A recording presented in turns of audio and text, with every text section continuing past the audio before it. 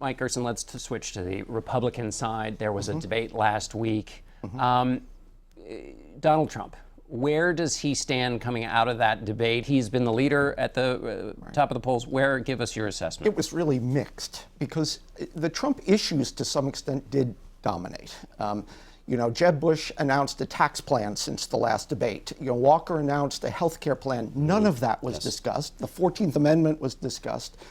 Throwing illegal 11 million people out of the country was discussed.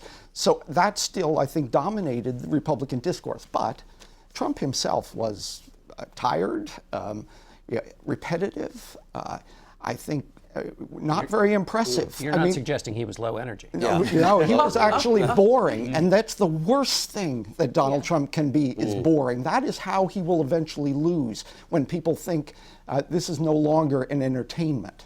Yeah. Ron, you have often found creative ways to understand the coalitions in these parties. What is the shape of the Republican coalition, given that we have 16 candidates? Right, and it's really interesting. I think one of the things this election is showing, this primary season, is showing Republicans their coalition is different than many of them think. I mean, the fact is, over the past generation, really since the 1960s, much of the white working class has realigned from the Democratic Party, from the FDR coalition, into the Republican Party, and this has inexorably changed the nature of the Republican voting electorate. Half of the Republican voters in both 2012 and 2008 in the primaries were voters without a college education. And that is a clear fissure in preferences today. Donald Trump, in that ABC Washington Post poll right before the debate, was at 40% in a 15-person field. He was at 40% among Republicans without a college education, only 20% among those with a college education. And if you look at those blue-collar Republicans, they are probably the most alienated element of American society. And in fact, they support an awful lot of what Donald Trump is talking about. A majority of non-college Republicans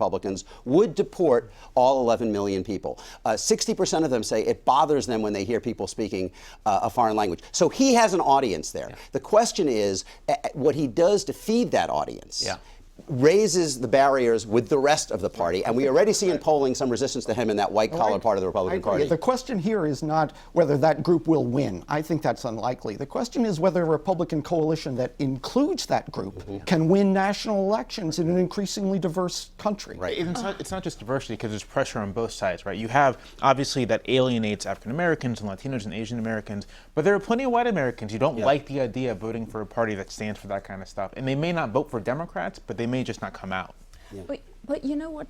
Trump sort of reminds you, when you see him, even when he's stale, even when he's stalled, he somehow reminds you, just by his being, of how much you hate the current American political system and those who populate it.